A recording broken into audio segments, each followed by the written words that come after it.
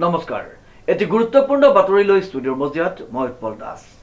যোৰহাটত বানৰ বিভীষিকা, বানৰ কবলত পৰি হাহাকাৰ ৰাইজৰ। বান পৰিস্থিতিৰ বুজ লৈ যাৱতীয় ব্যৱস্থা গ্ৰহণৰ আশ্বাস জিলা আয়ুক্ত জয় শিৱানীৰ। News dark report. যোৰহাটত বানৰ বিভীষিকা, বানৰ কবলত পৰি হাহাকাৰ ৰাইজ। উপস্থিত যোৰহাট জিলা আয়ুক্ত। বাৰিষাৰ বানে এতিয়া যোৰহাটত লৈছে সংহাৰী ৰূপ। ভোগদৈ নদীৰ কোবাল সোঁতে উত্তৰ পশ্চিম যোৰহাটৰ শোলমৰা, মজিয়াভেটি, কাতিৰামচুক, বৰগুলিমুখত ভোগদৈৰ মাথৰিৰ বৃহৎ অংশ উটুৱাই নিয়াৰ পাছত এতিয়া নৈপৰীয়া ৰাইজে হাহাকাৰ কৰিবলগীয়া হৈছে। অঞ্চলটোৰ বিভিন্ন স্থানত স্থানীয় পঞ্চায়তৰ প্ৰতিনিধি তথা গাঁও প্ৰধান উপস্থিত হৈ ৰাইজৰ বুজ লোৱাৰ লগতে বানপানীৰ এলেকাত যাৱতীয় ব্যৱস্থা, খাদ্য সামগ্ৰী, বিশুদ্ধ খোৱাপানী যোগান ধৰিবলৈ প্ৰশাসনক আহ্বান জনাইছে।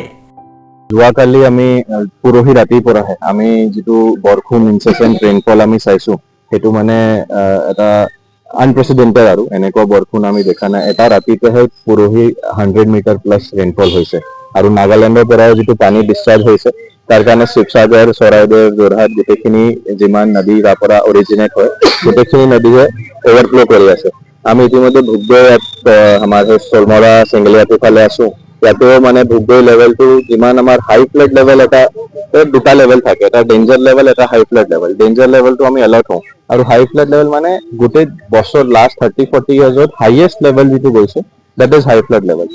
যোৱাকালি ৰাতি আমি ভোগদৈ টাউনত চাইছিলো, হাই ফ্লাড লেভেলতকেও 1.3-1.4 মিটাৰ ওপৰত ভোগদৈ ফ্ল' কৰি আছিল। তাৰ কাৰণে কিছুমান জায়গাত ছিঙিছে। আমি অলৰেডি ৱাটাৰ ৰিচোৰ্চ ডিপাৰ্টমেণ্টে মোবিলাইজ কৰিছে, তেওঁলোকে ব্ৰিজখিনি ইমিডিয়েটলি মাৰি দিব। লগতে আমাৰ ফিল্ড অফিচাৰ্ছ আছে, তেওঁলোকে ৰিলিফ কাম কৰি আছে, ৰেস্কিউ কৰি আছে আৰু য'ত য'ত ৰিলিফ দিব লাগে দি আছে। আমি আমাৰ টিম গোটেই ফিল্ডতে আছে, আমি মনিটৰ কৰি আছো আৰু ৰেছপন্স ইমিডিয়েটলি দি থাকি আছো। এই বানপানীটোৱে যিবিলাক দুৰ্বল মথাউৰি আছিলে, অংশ আছিলে, সেইবিলাক উন্মোচন কৰিছে।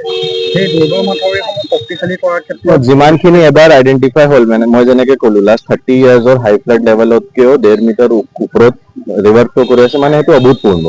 চ' সেইকাৰণে আমি এতিয়া গম পাইছো যে ইমান লেভেল হ'লেও ক'ত ক'ত ভালনাৰেবল স্পট আছে, সেইখিনি আমি ইমিডিয়েটলি প্ৰটেক্টিভ মেজাৰ্ছটো ল'ম, যাতে ফিউচাৰৰ কাৰণে আমি আৰু ভাল ৰেডি হৈ থাকোঁ। অঞ্চলটোৰ বিভিন্ন স্থানত স্থানীয় পঞ্চায়তৰ প্ৰতিনিধি তথা গাঁও প্ৰধান উপস্থিত হৈ ৰাইজৰ বুজ লোৱাৰ লগতে বানপানীৰ এলেকাত যাৱতীয় ব্যৱস্থা, খাদ্য সামগ্ৰী, বিশুদ্ধ খোৱাপানী যোগান ধৰিবলৈ প্ৰশাসনক আহ্বান জনাইছে। এই মাথাউৰিটো আমি বহুত যুগৰ পৰা প্ৰতিবাদ কৰি আছো, যিহেতুকে ইটো পাৰে যেতিয়া মাথাউৰিটো 3 ঠাইত ভাগি দিয়াৰ পাছত তাত মেৰামতি কৰি যিমান সক্ৰিয়ভাৱে তাক বস্তুটো পৰিপূৰক কৰিলে, কিন্তু এই মাথাউৰিটো সেইটো সময়ত পৰিপূৰক হৈ থকা নাই। গতিকে ইয়াত কোনো মেৰামতি নোহোৱাৰ কাৰণে আজি এই পৰিস্থিতিৰ অৱস্থা হৈছে, য'ত নেকি আজি 4 ঠাইত মাথাউৰিটো ছিঙাৰ পাছত যি বহুত হেক্টৰ মাটি মানুহে খেতি কৰাৰ পাছত আজি সেই খেতিখিনি নষ্ট হৈছে। লগতে যথেষ্টখিনি মানুহৰ ফিচাৰী আছিলে, ফিচাৰী নষ্ট হৈছে, হাঁহ কুকুৰা নষ্ট হৈছে, কিছুমান প্ৰেগনেণ্ট মানুহ এতিয়া কিছুমান ঘৰৰ পৰা ওলাব পৰা অৱস্থা নাইকিয়া হৈছে। কিন্তু পানীয়ে এনেকুৱা এটা অৱস্থা বিভীষণৰ সৃষ্টি কৰিছে, ইয়াৰ যদি এটা সোনকালে আমাৰ এটা প্ৰতিকাৰ লাগে। তথাস্তু আকৌ আমাৰ এই পানীৰ জেগা অঞ্চলত অন্তত ৰিলিফ দিয়া ব্যৱস্থা এটা কৰক, বিশুদ্ধ খোৱা পানী দিয়া ব্যৱস্থা এটা কৰক। বিশেষকৈ লাইটৰ ব্যৱস্থা নাই, লাইটৰ পোষ্ট ভাগি পৰিছে, ভাগি পোৱাৰ পাছত আমাৰ এই মানুহৰ লাইটৰ ব্যৱস্থা এটা নাই। মই ভাবিছো চৰকাৰে যদি সেই সকলোখিনি আমাক মানে ৰিলিফ দিয়া ব্যৱস্থা কৰক, লাইটৰ কিবা যদি পাৰে ব্যৱস্থা, বিশুদ্ধ খোৱা পানীৰ ব্যৱস্থা এটা কৰি খুব তৎকালীন যাতে যদি আমাক এইটো মেৰামতি কৰি দিব পাৰে, ভাবিছো আমাৰ কৃষি প্ৰধান অঞ্চলত বহুত হেক্টৰ মাটি খেতি কৰা কৃষকৰ অন্তত লোকৰ হাতৰ মুখলৈ চাই আঁঠু ঘিলা খাব লাগিব। ইতিমধ্যে ভোগদৈ নদীৰ সংহাৰত ডুব গৈছে অঞ্চলটোৰ বৰমেৰ চাপৰি, চোলাধৰা, গোৱালগাঁও, শোলমৰা, বালিয়াটি, খঙীয়া চুক, ওপৰ গৰুমৰা, ভগনীয়া চুক, গণগৰবাৰী, গায়নবাৰী, গৰুমৰা, কৈবত, গোৱালজান, শিঙৰীয়া, বালিখুটি, ভক্তাগাঁও, নহতীয়া, ৰঙাগাঁও, কাতিৰাম চুক, মজিয়াভেটি, সোণাৰী গাঁও, মণ্ডল চুক, দগাঁৱৰ হাজাৰ হাজাৰ লোকৰ লগতে নষ্ট হৈছে কৃষিপথাৰ।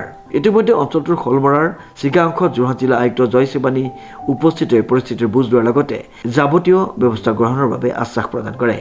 প্ৰশান্ত গায়নৰ এক বিশেষ প্ৰতিবেদন, নিউজ নাও।